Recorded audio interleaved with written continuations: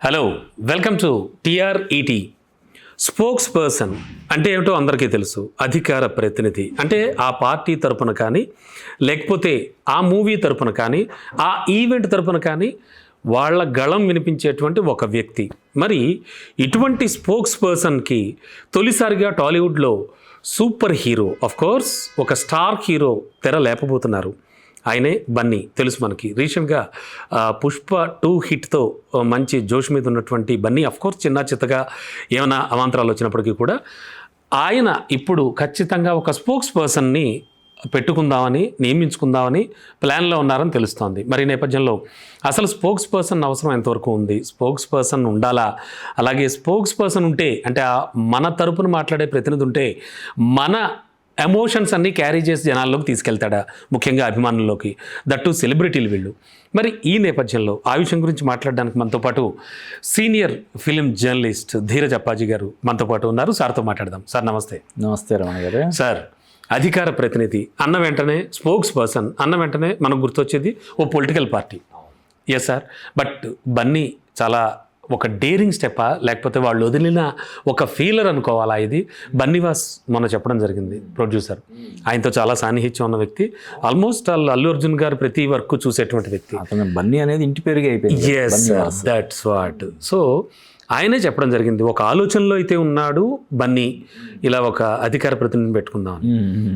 అంటే దీని మీద కొంచెం సోషల్ మీడియాలో కావచ్చు, మొత్తం బయట నుంచి చాలా భిన్న అభిప్రాయాలు వ్యక్తం అవుతున్నాయి ఈ నేపథ్యంలో. What is it sir? అంటే ఏమన్నా అర్థం చేసుకోవచ్చు దీన్ని? అంటే ఏదైనా ఒక ప్రయత్నం కొత్తగా చేసేటప్పుడు ఖచ్చితంగా ఇటువంటివి ఉంటాయి. ఎండమూరి గారు చెప్పినట్టు. అంటే అసలు ఒక హీరోకి అధికార ప్రతినిధి అవసరమా లేదా అన్నది పక్కన పెడితే, ఏదైనా కొత్తగా ఎవరైనా ప్రయత్నం చేసేటప్పుడు ఖచ్చితంగా ఏంటి అని తిరస్కరించబడుతుందంటారా?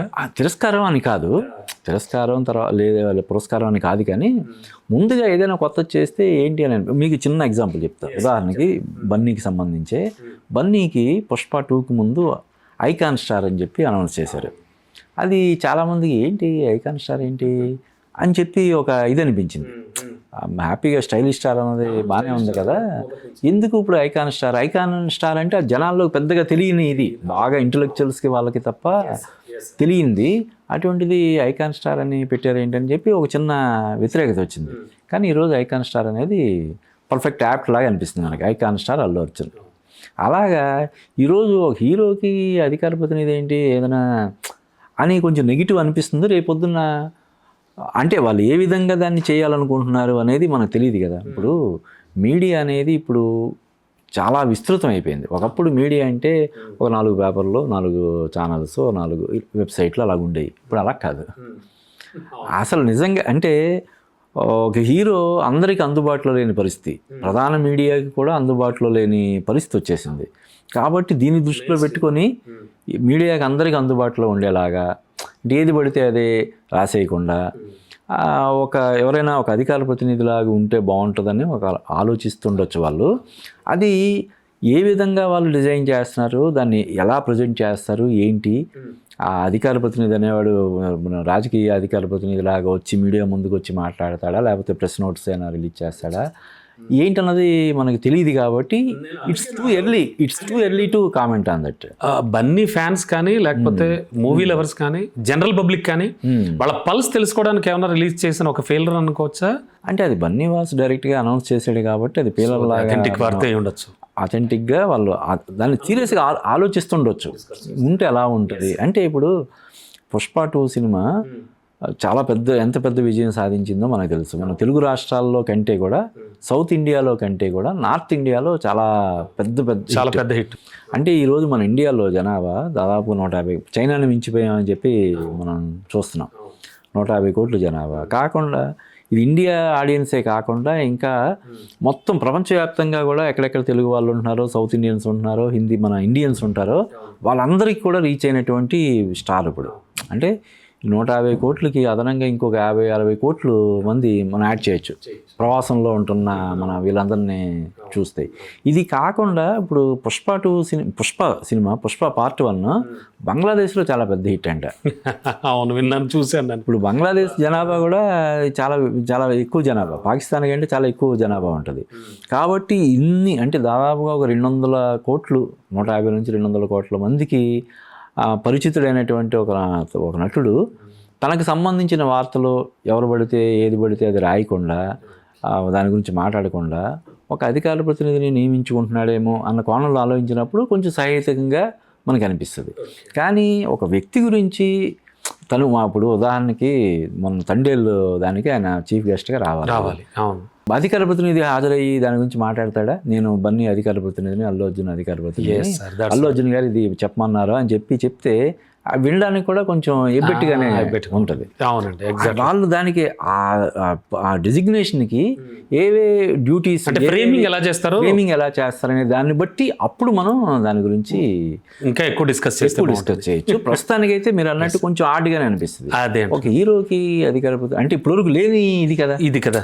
ఈవెన్ మనం ఇందాక బిరుదు గురించి చెప్పాం, స్టైలిష్ స్టార్ నుంచి ఐకాన్ స్టార్ అన్నప్పుడు కొంత ఇది. అలాగే అప్పట్లో చిరంజీవి సుప్రీం స్టార్ నుంచి మెగా స్టార్ అన్నప్పుడు కూడా మెగా అన్నది అప్పటికి పెద్దగా జనాల్లో ఏంటి మెగా వాట్స్ ఇంట్లో వాడడం తప్ప పెద్దగా లేదు. మెగా అనేది ఒక ఇదని తెలియదు, కానీ అది జనాల్లోకి వెళ్ళింది కదా, చాలా అద్భుతంగా.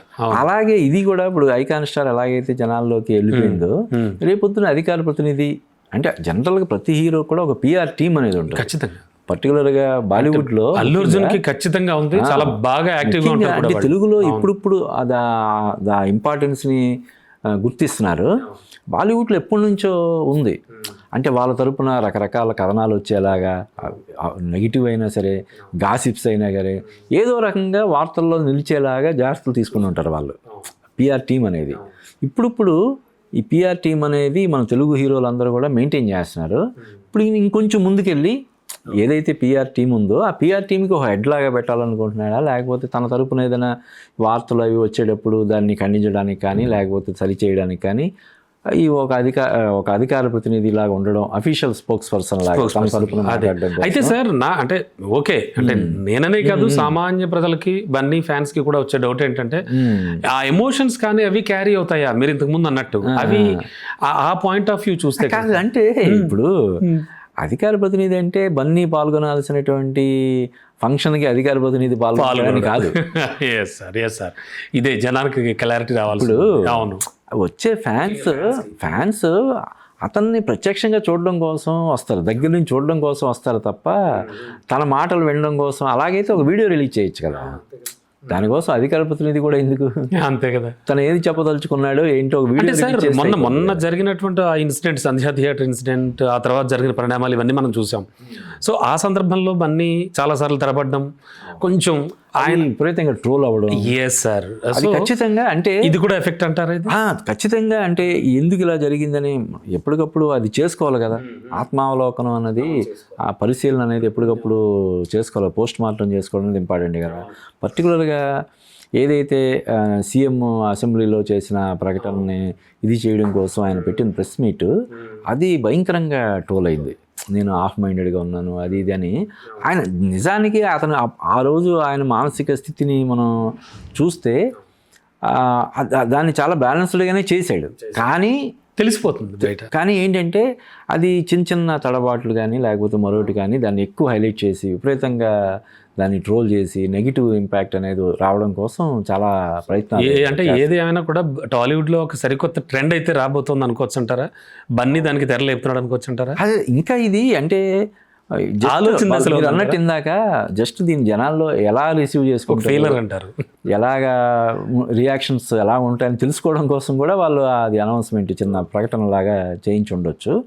బట్ అది ఏంటి విధి విధానాలు అనేవి అంటారు కదా, అటువంటి ఏమీ తెలుసుకోకుండా అంటే ఇప్పుడు లేనిపోని ఎవరినో తీసుకొచ్చి అధికార ప్రతినిధి కింద తీసి అతన్ని హైలైట్ చేసినట్టు అవుతుంది, లేకపోతే అంతే కదా. ఇప్పుడు ఎవరో దారిన పోయేవాడినో లేకపోతే ఎక్కడో ఒక ఇంటలెక్చువల్ అయినప్పటికి కూడా ఆఫ్ కోర్స్ అధికార ప్రతినిధి అనగానే ముందు ఇతనితో పాటు ఆటోమేటిక్ హైలైట్ అయిపోతాడు. అవుతాడు ఆబ్వియస్. అది అవసరమా? ఒక వ్యక్తిని తీసుకొచ్చి విపరీతంగా అంత ప్రయారిటీ అదేలేండి ఇవ్వడం అవసరం? వాళ్ళ సన్నిహితుల్లోనే ఎవరినైనా పెట్టుకుంటారు, ఏదో something జరగచ్చు. ఇప్పుడు ఆల్రెడీ బన్నీవాసు ఆయన డ్యూటీ అంటే ఇది రాజకీయ పార్టీ లాగా ప్రతిరోజు ప్రెస్ మీట్ పెట్టి మీడియాని పిలిచి ఆ ఇష్యూ గురించి ఈ ఇష్యూ గురించి దాని గురించి ఖండనలో లేకపోతే మరొకటి చేయాల్సిన అవసరం ఉండదు కదా. ఇప్పుడున్న పరిస్థితుల్లో మహా అయితే సంవత్సరానికి ఒక సినిమా చేస్తారండి. ఇప్పుడు పుష్పకి పుష్ప 2కి 3 సంవత్సరాల గ్యాప్ ఉంటే ఇప్పుడు నెక్స్ట్ సినిమాకి నాకు తెలిసి కనీసం 2 సంవత్సరాల గ్యాప్ వచ్చేస్తుంది. ఎందుకంటే ఇప్పటివరకు సెట్స్కి వెళ్ళలేదు. సెట్కి వెళ్ళిన దగ్గర నుంచి ఓ సినిమా అంటే కనీసం ఒక 1.5 year పైనే పడుతుంది. మరి ఆ ఒక్క సినిమా గురించి అధికార ప్రతినిధి ఏం చేస్తాడు? ఏదైనా అఫ్ కోర్స్ అంటే ఏదైనా కూడా ఒక సరికొత్త ట్రెండ్ అయితే రాబోతోంది. నిజంగా వాళ్ళు మీరు చెప్పినట్టుగా ఆ పర్టికులర్ ఫ్రేమింగ్ అది చేస్తే ఆ పర్టికులర్ పోస్ట్కి అయితే అంటే వాళ్ళు ఏదైనా చేస్తే చాలా పకడ్బందీగా ఉంటుందండి. అందులోనూ అల్లు అరవింద్ గారు ప్లానింగ్ గురించి మనకి సుధాని ఇందాక మనం ఐకాన్ అనుకున్నాం. ఐకాన్ స్టార్ అనే దాన్ని జనాల్లోకి తీసుకెళ్ళడం కోసం వాళ్ళు అల్లు అర్జున్తో ఐకాన్ అనే ఒక సినిమా అనౌన్స్ చేశారు. అవును, దిల్ రాజు బ్యానర్లో వేణు శ్రీరామ్ అని చెప్పి ఆయన డైరెక్షన్లో ఒక సినిమా. ఎగ్జాంపుల్ తీరా చూస్తే ఆ సినిమానే రాలేదు. కేవలం ఐకాన్ జనాల్లోకి పంపించడం కోసం, జనాల్లో రిజిస్టర్ చేయడం కోసం అనౌన్స్ చేశారేమో అన్న అనుమానాలు కూడా ఇప్పుడు మనకి వస్తున్నాయి. అంతే కదా, జనరల్గా వాళ్ళు ఒక ప్రాజెక్ట్ అనౌన్స్ చేశారంటే సబ్జెక్ట్ అదంతా కూడా క్లారిటీ ఉండి అంతా సాటిస్ఫై అయితే కానీ అనౌన్స్ చేయరు. అటువంటిది మరి అనౌన్స్ చేయడంతో పాటు అప్పుడు దానికి సంబంధించి అడ్వర్టైజ్మెంట్లు కూడా, ఒక ఐకాన్ సినిమా గురించి అడ్వర్టైజ్మెంట్లు కూడా రిలీజ్ చేయడం మనం చూసాం. అంటే అన్ని జాగ్రత్తలు. అలాగే మీరు ఆహాలో ఐకాన్ డ్యాన్స్కి సంబంధించిన వాళ్ళ రియాలిటీ షోకి ఐకాన్ అని డ్యాన్స్ ఐకాన్ అని. అంటే ఐకాన్ అనేది జనాల్లో తీసుకెళ్ళడం కోసం ఏ విధంగా అయితే ఇది చేశారో రేపొద్దున ఈ అధికార ప్రతినిధి అనే దాన్ని ఎలా చేస్తారన్నది మనం చూడాలి. వెనకాల ఖచ్చితంగా ఇప్పుడు ఇది ఓన్లీ అల్లు అర్జున్ వ్యక్తిగతమైనటువంటి నిర్ణయం అయితే అవ్వదు. దాని వెనకాల బన్నీవాస్ కావచ్చు, అల్లు అరవింద్ కావచ్చు, అల్లు శిరీష్ కావచ్చు, వీళ్ళందరూ ఉంటారు.